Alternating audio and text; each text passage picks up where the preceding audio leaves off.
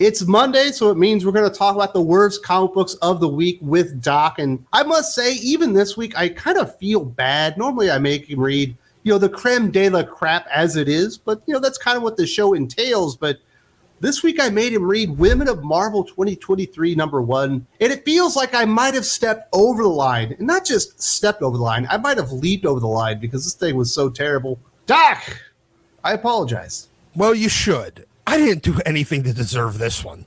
It feels cruel and unusual. I think it's weird that Marvel keeps trying to make podcasts into comic books. They did the Badlanders or Outlanders, whatever that stupid thing was. They've done Women of Marvel. Marvel's Voices is a podcast. Why keep making podcasts into comic books? It's going backwards. Your good stories are in comic books. You should be turning those into fucking podcasts. Absolutely. I mean, and now they're hiring their friggin' podcast writers to write comic books. I mean, that's where Steve Fox got his start. And he fucking sucks. Oh, he's terrible. I'm surprised he didn't write in this one. I don't know. Does he qualify as a Woman of Marvel? Maybe. I don't know. Maybe. It's like he probably gets like a little power ring or something that says he's part of the team. Probably. And, based on... Charlie Jane Anders does the fucking intro on this thing.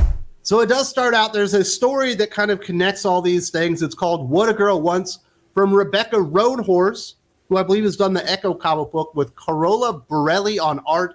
This is Jessica Walters doing a courtroom drama. I'm surprised Rebecca Roanhorse didn't write for the She-Hulk TV show. It's about as coherent as that thing, as courtroom dramas go. And then when you get to the end of the stories, and she's defending the girls that are in the stories, because these are all like girls' night out stories, like fucking technically Silk and Black Cat kidnap Mysterio at the end of the comic book, and we're making unruly amounts of noise and disturbing people, so they probably should be in jail. And then America Chavez and Kate Bishop end up springing Miles Morales' girlfriend from prison or something, but we're never actually told that she didn't belong in prison. Yeah, so technically they all broke the law. You finish this comic and you're still left confused as to who in the hell was charging who with what. Did you at least laugh? Because I think it was supposed to be funny. No, seriously, whoever wrote this, the next time you have to do anything with a courtroom, sit and watch one fucking episode of Law and Order. That's all I'm asking you. Just one. Hell, I'll take an episode of Matlock. Or at least watch something funny. Go watch old SNL from the 80s and learn how to tell a fucking joke. Because there was nothing in here that was even remotely funny. Silk and the Black Cat were annoying as shit. We're about to get into that, Doc. We're going to go through the stories individually. All right, then let's go. Okay, let's talk about Sing Your Heart Out from Victoria King and Jodi Nishijima with Silk and Black Cat, and it's a girls' night out story, just like all of these are. And guess what they're going to do? They're going to go to the karaoke bar because Silk is Korean. I'll be honest, I lived in Korea. There are a lot of karaoke bars there. And they're just really loving what they're doing, and they got really annoying, and they disturb Mysterio, who decides to pay him back or whatever, and shenanigans? I don't even know what to call it. They're being so absurdly loud that in a soundproof room, you can hear them, and it's overpowering Mysterio in his adjacent soundproof room. At that point, you know what? Everything that Mysterio does, they deserve. There is absolutely no coherent plot line to this. It's like, hey, let's just stick two women together and somehow make it, them the victim because somebody else gets pissed off at them. There's no rhyme or reason. At any point do they establish why these two even know each other, much less hang out together. Yeah, and then they end up fighting Mysterio and kidnapping him. They should be in prison, to be completely honest, for what they did. They harassed the guy, and then they assaulted him, and then they kidnapped him and dropped him off at jail because he got upset that they were disturbing his night out.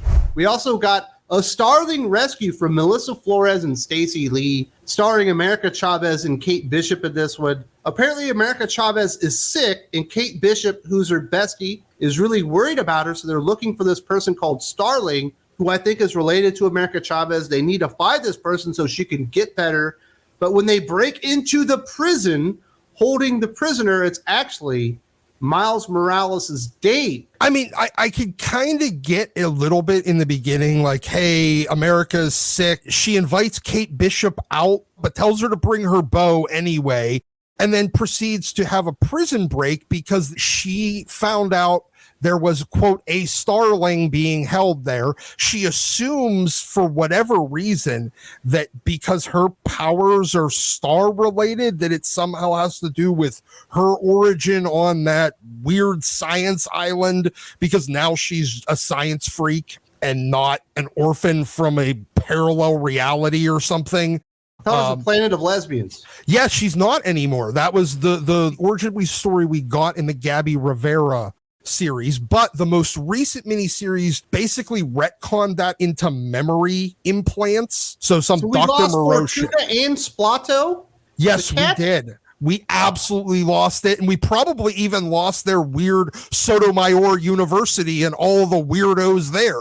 So she assumes that this Starling character is somehow related to her or got her powers the same way. And then you just find out it's just a chick named Starling that happened to be the Vulture's granddaughter, I guess. And she's hooking up with Miles. Although after your date slaps you in the back of the head like you're an idiot in front of her two friends, you cancel the date and say, fuck yourself. You absolutely do. And you just be like, peace. Get your own goddamn tacos. Fucking spaghetti tonight, bitch. Buy your own dinner. I ain't paying for it.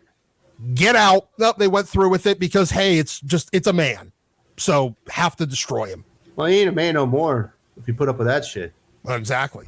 The final story is Energy Vampire from Shadi and Shanzel Gibbs, featuring Photon and Kamala Khan, who apparently are besties. They're somehow buddies, even though Photon Monica Rambeau is in her 40s and Kamala Khan is like 15. Yeah, that's kind of weird. I thought it was fucking creepy. I thought it was incredibly creepy. And honestly, my understanding of Kamala's stories and arcs and everything is very, very limited. But I don't think they've ever actually met each other because Photon was always busy doing other things. And she was never really hanging out with Carol when Kamala decided to be her little brown shirt. Yeah, I don't think she's ever even guest starred in the Kamala book, but I might be wrong there. So, but it's very, very strange that a 40-something woman is hanging out with a 15-year-old girl. That's kind of odd. But yeah, they're buddies and they're texting each other.